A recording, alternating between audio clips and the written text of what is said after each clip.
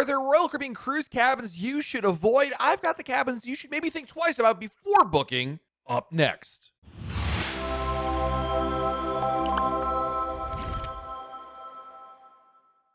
Hey everyone, it's Matt from RoyalCaribbeanBlog.com. When you book a cruise, is there such a thing as a bad stateroom to book?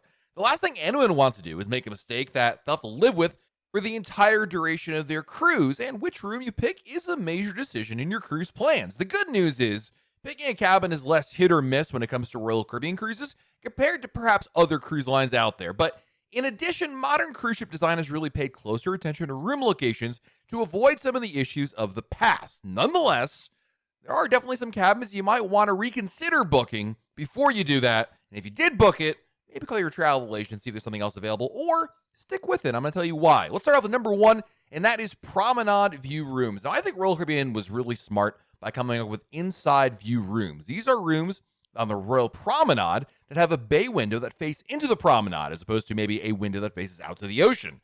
Otherwise, these rooms would have been otherwise inside rooms on most other ships, but Royal Caribbean said, oh, let's do this with the Promenade View instead, and these are available on Freedom, Voyager, and Oasis-class cruise ships. Now, why would Promenade View rooms be a problem per se? There are two good reasons why. Number one, I think this is a legit reason, is if you forget to close those blinds, well, everybody can see into your cabin very easily. I think it's the most common problem with these cabins is that people forget that the blinds are open, and yes, anybody on the promenade or from other rooms across from you can see in. So it's really a matter of wrapping your mind around constantly looking at the blinds, whereas if you had a balcony room, that wouldn't be so much the issue. The other thing you should keep in mind is, of course, the noise. Now, when we talk about noise bleed, and there are different cabins in this video here that we're going to talk about with noise bleed, is that the noise bleed issues, I think in general, are overblown when it comes to how noisy any of the rooms are. In the case of the Royal Promenade rooms, yes, if there is a party going on downstairs, especially when there's 70s night, will you be able to hear the music in your cabin? Yes, almost certainly. Is it a big deal? That's a different issue. Now, if you go to sleep early, if you're someone who goes to bed, and when I say early, I'm saying probably before, 11 o'clock at night, then yeah, that could be an issue for you, especially if you're a light sleeper or you have kids with you. But if you're staying up later, and keep in mind, by the way, the time you go to bed at home versus the time you go to bed on a cruise ship can vary wildly. But if you're going to sleep, 11 o'clock or later, the noise issue isn't nearly as bad. And certainly I've stayed in Promenade View rooms and never regretted it. But if you are somebody who has young kids or you go to sleep early, this might be a consideration for you. Number two on our list are cabins under the pool deck. And this is another noise potential problem. And like I said earlier in this video, depending on the age of the ship, I feel like this has been less of an issue. But in general, I would definitely tell people, if you have the choice, I would not pick a cabin that is one deck below the pool deck. When you look at your deck plans on the Royal Caribbean website and you consider where your cabin is, ideally you want a cabin that is one deck below and one deck above other staterooms. The idea is because on the pool deck, it's not so much that the pool is noisy, it's the chairs that are noisy. And quite commonly, the staff on board will rearrange chairs in the morning and the evening. Basically, in the evening, they put the chairs together so they don't go flying around anymore. And then in the morning, they put them out again so guests can enjoy them. The problem is, more often than not, they are dragging those lounge chairs across the floor. And in some cases, you can hear that noise. On some ships, like Royal Caribbean's Vision class ships, the suites are actually all below the pool deck, and there's really no choice in that matter. I remember we went on Rhapsody of the Seas, and we had a suite below the pool deck, and we were like, well, this is it, or we're not staying in a suite. And so we said, okay, we'll give it a try, and it wasn't that bad. But I've heard from plenty of other people who have had that kind of an issue. So ideally, I would look at what's above your cabin and ensure that it's not a public area, but rather other cruise ship cabins. Number three are definitely cabins that are really far from the elevator. Again, if you're on a bigger Royal Caribbean cruise ship, the Oasis class, the Quantum class, the Icon class, and even the Freedom class, if you have a cabin that is all the way forward or all the way back, you might have a different issue than noise, but rather the distance to get back and forth to your room. Essentially, it's inconvenient to have to go all the way to your room and walk all the way down that hallway. It's not a big deal. It's certainly a first world problem, no doubt about it. But the duration to get from the elevator all the way to your cabin and back can make little minor things like, oops, I forgot to get, a sweater or a towel from the room, more of a bigger inconvenience than it would have been if your cabin was close to the elevator lobby. Now, that being said, this is very much Matt being lazy, and I'm the first to admit I am, because when it comes to this, I definitely look for cabins that are closer to the elevators. I really have never had an issue with noise from elevators to the point that I say, oh, don't book a cabin next to an elevator. It's not going to make this list as an example.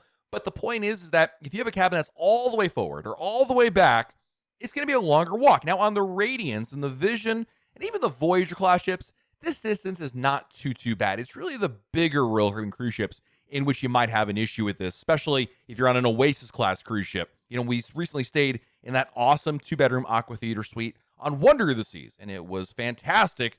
But man, that walk from the elevators all the way to the back of the ship, it's a bit of a trek. So if you have mobility issues, or you're just lazy like me, this might be a consideration for you as well.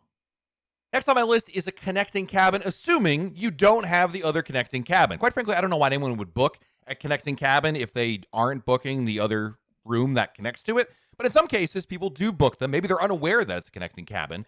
And if you book them, number one, not only is it kind of an issue, I think a faux pas, if you will, for people who wanted to book the connecting cabins, but more so for you, you might have more of an issue with noise. That connecting door that's between the two rooms is notoriously louder than what would otherwise be a wall in that space. The connecting door is more akin to the door that you have between the bathroom and the rest of your cabin compared to the door that leads out to the hallway. So noise bleed is more of an issue there. And I would say ideally, if you're not going to use the connecting cabin that comes with it, don't book a connecting room because, again, there could be more of a noise issue than otherwise if you had a regular room.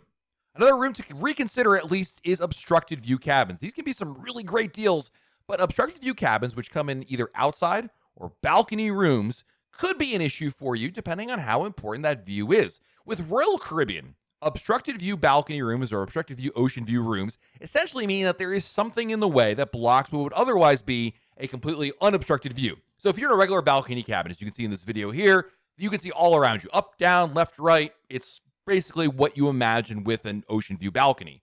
But if you have an obstructed view balcony, there may be a lifeboat right below your cabin, which means you can't look directly down, or there could be a lifeboat right in front of your window, or there could be something else in the way that otherwise gets in the way of that view. Now, if you don't really care, fine, you'll save a lot of money by booking an obstructed view cabin.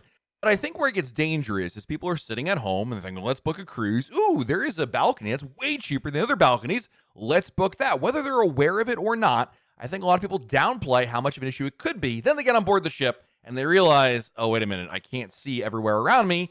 Now I'm disappointed or I'm upset, quite frankly. And the result is that could be an issue for some folks. So obstructed view balconies are good if you've been there, done that, if you're a cruise veteran, you know what you're getting into. But it's critically important to understand that obstructed view cabins can really impact, again, how much of a view that you have. And if that's really important to you, if you have this imaginative vision of your cruise ship vacation having just the perfect view outside, this could be an issue for you. But if you are looking to save money and you're okay with something being in the way, these can be really good ideas as well.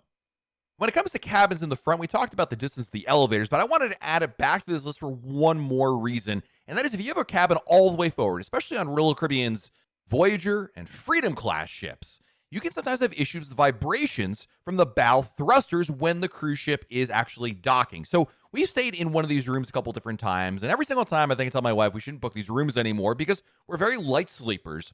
And when the ship comes into a port and begins its docking procedure, sometimes when it uses the bow thrusters, which are the thrusters that are at the front of the ship, in order to essentially parallel park it into position, there can be a lot of vibrations. Now, again, it's not a guarantee this will happen all the time, but it's not uncommon for the ship's propellers to cause the room to vibrate. It's subtle. You're not going to be thrown out of your bed by any means, but it's kind of like magic fingers, and it's enough to wake me up. And at that point, I'm awake because it's already morning, and then I'm not getting quite the full amount of sleep I would prefer. So if that's an issue for you, or if you're a very light sleeper, you might consider getting a cabin, again, a little further back. The old adage with cruises is you want a cabin that is center ship on a lower deck, and certainly this would solve that particular problem, but something else to consider as well. And the last type of Royal Caribbean cabins you might want to avoid are guaranteed rooms. Now, piggybacking on the obstructed balcony one we talked about earlier, guaranteed rooms offer potentially some big savings if you book them. Essentially, Royal Caribbean will pick this cabin instead of you, which means that you'll be able to save money, but you give up the choice of having which specific cabin in this location that you get. Essentially, Royal Caribbean says, okay, what category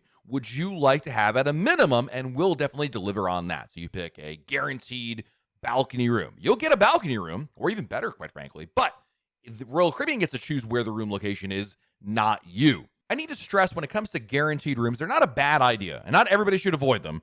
But if you're picky about where you are and how close you are getting to being midship, if you're sensitive to motion sickness, if you're worried about your view being obstructed at all, then guaranteed cabins are not the right choice for you, because it's really meant for somebody who has more of a que sera, sera approach to their cruise ship bookings, especially people that have cruised a lot and are not really that sensitive to motion sickness. They are looking at it as an opportunity to save some money, still go on a cruise, and get somewhere to stay. This is especially true when you're talking about guaranteed inside rooms, more so than I think balconies or even suites for that matter. But the bottom line is guaranteed cabins will save you money. The question is, are you okay with where they may or may not put you? One more pro tip about guaranteed cabins, by the way. Let's say you get the guaranteed room assigned to you, right? And you don't love the location, or there's other cabins available in that category, you can actually change. Once your cabin is assigned, if there are any other cabins of the same category that they ended up booking you in, Royal Caribbean can move you to one of those rooms for no additional cost. But again, it depends on there being other rooms available, and of course being the exact same category code, not just a balcony to balcony, but a D2 or 2D, whatever they call it these days. It has to be the exact same category. So which cabin is the best location on a cruise ship? There is no objective answer to the quote-unquote best location on any ship. Your room selection is a combination of availability and, of course, personal preference, and I've got to emphasize personal preference there. In general, the cabin location and the cost are the major considerations when you book a cruise. You really have to weigh the considerations that we talked about in this video and some of the articles at RoyalCaribbeanBlog.com and decide what is the most important to you. Let me know in the comments below, have you stayed in any of these cabins I talked about in today's video? Let me know down there in the comments below, and while you're down there below our video, hit that like button. It really helps us out with YouTube if you can hit the like button. Boy, it just loves when people do that. So if you can, just hit that like button. Don't worry, you won't get subscribed to anything. It's just all the algorithm at work. And while you're down there hitting that like button, subscribe to our channel and turn on notifications. That way YouTube lets you know we have a brand new video to share. This has been Matt from RoyalCaribbeanBlog.com, and we'll talk again real soon.